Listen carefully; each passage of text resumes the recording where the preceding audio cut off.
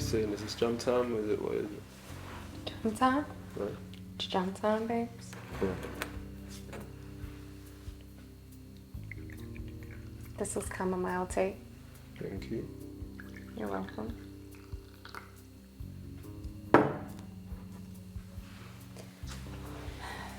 How you feeling? I'm good. How are you? I'm good. I'm happy because this podcast has been in the making for a long time. It was about 2 years ago that we said that we were going to start a podcast called Jam Time. And we tried. Yeah. And failed. Well, we didn't fail. We didn't really try because we just filmed a load Yeah. of content, but we've never put it out. Yeah, it's true. But quality is better, Yeah. and this is a nice setting. And I feel like we're both in a better space to actually create some content that is meaningful rather than I agree. just chat crap. Yeah. Yeah. How you feeling, firstly? I feel really good. I feel really relaxed. Yeah. Yeah. I feel nice. We've had a lovely evening. In terms of creating a podcast, I think we talked about what we were going to say in Yeah. our podcast. So what we were going to say, but what we were going to discuss, what topics for discussion. So, Yeah. And obviously you don't want it to be like cliche no. and... But Stormzy Right. said that people who do podcasts are washed up. Yeah, there's something we Yeah. can start with. I mean, Stormzy's video, He was sending sick video. fantastic. Sick tune. Went against the grain. Like everyone's trying to go for like 2-minute songs, shortened videos, and do you know what I mean? Because of attention spans, and he's gone for A 10-minute long freestyle. 10-minute long short film. Cold. Do you know what I mean? Yeah, the poem in the middle, Yeah, cold. yeah, Well, the spoken words. Rep 32 written that, am I correct? yeah, man. Wordsmith, someone I've looked up to as well. Rich 32, Brilliant. hard, Yeah. Fantastic. and then obviously delivered by Michaela Cole, Yeah. Queen. So, because we're artists and we're doing a podcast, Yeah, does that, and we're a bit, not older, but you know, we're in our 30s, are we washed up? no, no. The reason why is because there's life in you, no? Of course. There's Yeah. life in me. We can make music at a drop of a hat. Yeah. We're talented enough. And I think when someone is kind of classed washed up, is someone who doesn't have the ability, like they doesn't have the ability to make an impact anymore. And I definitely feel like I can make an impact. Yes. And I definitely think I'm making an impact in the spheres of influence in which I am in. So, of course, you want to continue to amplify that and you want to continue to grow, but like, I definitely don't think either of us are washed up. No. Do you know what I mean? So, yes, we're podcasting, but the shoe don't fit in terms of being a podcaster Yeah. and being washed up. Do you know what I mean? Yeah. He was attacking those who probably Or are, dry. yeah, do you know what I mean? And just always have an opinion, Yeah. and probably always have a negative opinion as Yeah. well. And like to That- just chatty patty Yeah. amongst themselves. Yeah, I think for me, obviously I'm 33. For a female in the music industry, I kind of dipped my toe in, pulled it back out and toyed with, you know, the idea of the industry for a long time. Creating music is not hard for me, it's easy. But then it's actually putting the product out and, you know, seeing it through. And I think there's two things that play into that, which is fear of failure and fear of success. You know, you want to put something out, it might not be well received. I've put a few things out there, I haven't done massive, some of them have done well, you know. It's all relative, isn't it, really? But then there's also fear of success, because if you put something out, or you follow it through with the proper marketing campaign and everything, and it does well, what then? Do you know what I mean? It's a new sphere. It's not stepping into the unknown, isn't it? It's not your comfort zone. It's not what you're used to. Yeah. So how do you feel about that? I think I guess Fire one out. Sorry, from it's not essential, but it was nice, wasn't it? Ambience. yeah, it's perfect ambience, man. Yeah. We need it. Don't worry, we don't need it. Sure. It's essential. Yeah. Just carry on. Just carry on, darling. I do. Yeah, like from. I think I was speaking to you about this before. Like from starting music at a young age, like 13. Do you know what I mean? In terms of like vocally, do you know what I mean? Because obviously, my first encounter with music was like the age of 8, maybe even younger. But in terms of like instrument, but then being an artist, like rapper, 13 years old, and at that age you're just fearless. Do you know what I mean? Like every exercise book at school is your lyric book. You're doing science at the front, but you're doing lyrics at the back. I used to do it in the middle, because then you could rip it out. Do you know what I mean? Oh yeah, I remember that as well. Do you know what I mean? Make it out like you ain't been doing anything else but your work. Yeah, but your book's got about 10 pages left. 10 pages missing, like, yeah. It's crazy. And yeah, you at that age, I just remember it was all about your crews, your ends, and you just going out there, spitting, clashing. It was fearless stuff. But then, I guess when you reach like, maybe I'll say early to mid 20s, and then obviously by that time you've got more responsibilities. You might be working. I was paying bills. Do you know what I mean? My place and stuff. So yeah, music, even though it's still your passion, it's not the forefront of everything. Do you know what I mean? Whereas when you're younger, it might have been the forefront of everything. Like, you even wanted to bunk school to go radio. I'd bunk school to go studio. Do you know what I mean? You bunked school? Yeah. I thought you was a good boy in school.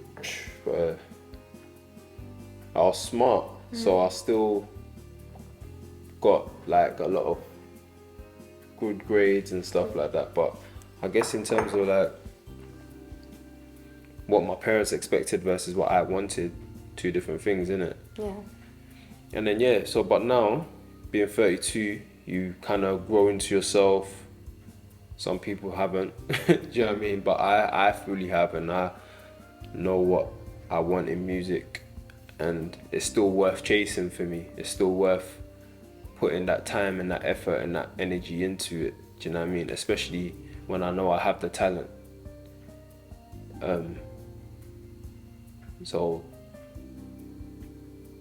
So now I feel like that sense of, like I said, the fearlessness. So you're going through the fearlessness, then that sense of like, It has to be put on a back burner. Back burner, and that creates doubt. Because when you put it on a back burner, it's like you haven't pushed it out, so it's like, oh, how's it gonna be received? Like you were saying, like, is it gonna? So even though I had songs there in my mid-teens and 20s, there wasn't an emphasis to it. I wasn't pushing, I wasn't fighting like this is gonna work. Do you know what I mean? Whereas now, I don't have that fear of success anymore. I have more of a pull to be more successful. Yeah. So. Yeah, and I think, like we were saying before, success is relative. Failure is only failure if you get it, really. It depends on what your ideals of success. Obviously, you, as an artist, everybody, wants to hit the charts, or they want Grammys, or lots of money from their craft. But if you release something and your objective is to connect with people, if you connect with 10 people, if you connect with 50 people, 1,000 people, 1,000,000 people, you connect them with people and you're making a difference in people's lives, and that's the essence of it. So, yeah. Yeah, I agree. I think, if anything, nowadays there's more of an emphasis on numbers and that, but really it's about how many people you touch. Yeah. You know what I mean? Yeah, you want to hit numbers. With what you do. You want to hit numbers. You know? Yeah. I just mean in general, because But it's easy to have that, like, you put something out, if it doesn't get, you know, 1 million views in a week or whatever, or, you know, however many views count these days, then you feel like you failed. But, you know, I look at those things as that's archive. That's all archive. And when the time comes, people will look back at that. That's how I see it. And go, oh, wow, this is what, you know, she was doing, or this is what he was doing. Because I think for both of us, we're not massively popular as artists. I think in our spheres, you in Canning Town and me in Liverpool, we're popular people within our communities in real life. But when it comes to, you know, our music and the numbers, we don't crunch numbers like we could, you know? Because I think... The online presence, you mean? Yeah, our music's quality is good enough. Yeah. So... But that's become the validation now, how many numbers, and, you know, so you really need to have that marketing campaign, but also the energy to put into it. And I think now we're both at a point where we're working hard on other things, on multiple things. So to actually have that concentrated drive into the music is what's really going to take it to that next level. Yeah, agreed. Because they say, you know, if you've got a plan A, or if you focus on plan A, you shouldn't really have a plan B. That's right. Yeah, you just need to focus on plan A. But I think both of us are quite fragmented now in the different things that we're doing. So how do we bring it back? How do we bring it all together and streamline That's into a good the question, music? man. I think... Because now it's a responsibility. So the other things that we're doing, we now have different responsibilities to uphold. You know? But it's also strategy, innit? Yeah. Strategy, I think. Scheduling as well. Scheduling, strategy, like knowing what our desired outcome is and putting in a framework within our busy lives at the moment to try and get there. Do you know what I mean? Like, of course, in an ideal world, it would be 100% energy into that, and there may be some more sacrificing to get the maximum of that percentage in there. What I mean by that is, like, obviously I quit my job to go straight into the creative industry. Do you know what I mean? For instance, you know, I was able, thankfully, to build a business, and that's what sustained me and is sustaining me. But, you know, if you wanted to say, okay, today it's just only music, you know, some people might have to give up their work, or give up their business, or give up whatever's got, you know, 90% of their time. Some people might even, like, you know, put their family second to make music first. I mean, like, won't go see your mom, like, it's so that's what I'm saying. In terms of strategy, like, you know, putting together a framework within the busy life, and then seeing how much more you can give to get that outcome as soon as possible. You know what I mean? Because all those other things are important, but this is kind of urgent for us in terms of, like, well, it's urgent for me. I think me more so because I'm a female. You could be, you know, you're alright, yes I do, but I think for me, in terms of the industry, that's just not being airy-fairy and, you know, anything goes and kid myself. Like, yeah.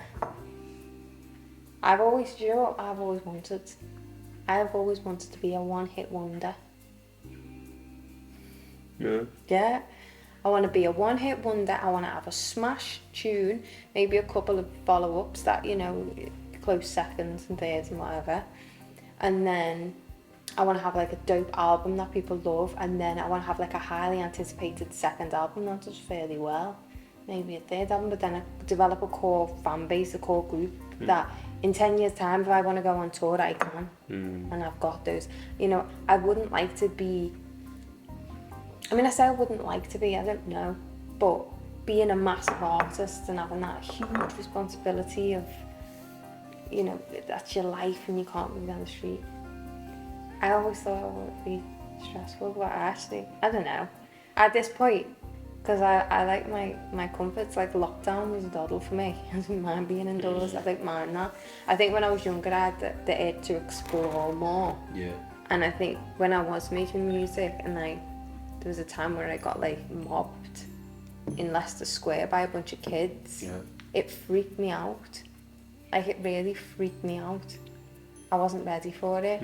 I was scared, genuinely, because they knew and when people would know my name, I'd be like, how do you know my name? Do you know what I mean? Because I didn't put the two and two together. The fact that my music was on the telly and that my face was on the TV and like my song was out, I didn't get it. It didn't register, and it was scary to me. And I think that's part of, you know, when we talk about fear of success, I was scared of the reality of the success and the pressure. As I say, now, I think when you want it so much, it's in your heart, like it's something that God's put on my heart, like I want to make music, you know, I have this innate desire to create music and create songs. Like, I've written a whole album in one dream I wrote a whole album, and I woke up and I knew all the lyrics to every song. That's deeper than just me wanting to be famous or whatever. It's something that is within me, and when I get in the studio I can write a song like that, and it's not just quick, it's always quality. Always, 99% of the time it's quality stuff. So yeah, I think it was interesting when I met Jamm. He asked me if I was going to exploit my talents. Yeah. That's the way you put it. So It's not wrong. Yeah. Because it's like a box, isn't it? You've got it, it's a gift. And you haven't taken it out yet. You just kind of like looked inside, see that it's great in there, but you have to exploit it. Are you going to exploit it? And I think, like... Yeah, he's not wrong. He's not. But it was really interesting when he said that, because it was like, yeah, that's kind of what you are doing. And the notion of like selling your soul. Like, when you sing the song, you put that song on record, and then you market it and package it and sell it. You're selling your soul. You know what I mean? It's quite Put deep. yourself out there. Yeah. And I think for me, like, the first time I ever went studio, properly professional studio, Yeah. I was too nervous to say my lyrics. I've been writing songs since I was 9, and the first time I went to a proper professional studio, I was 17. So 8 years? I can't count. 8 years. I've been writing songs consistently, and when it comes to the crunch, I was too scared, because it's your heart and soul on paper and in lyrics, you know, especially like love songs and things like that. But it taught me a valuable lesson in that session. Don't ever be afraid to express yourself, and that's one thing I've not been afraid to do, whether it be through music, whether it be through visual arts, dancing or whatever. I was always a bit shy when it comes to dancing. That's why I pushed myself in that sphere. But Good.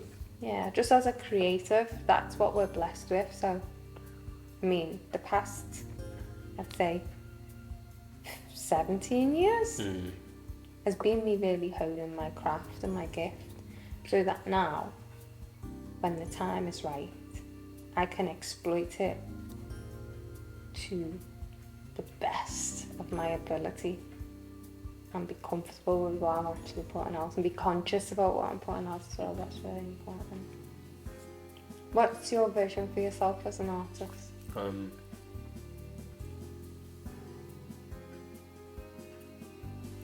Definitely to be nationally renowned. I think as I'm getting older, going to Africa and making an impact where I'm from is something I want to do as an artist.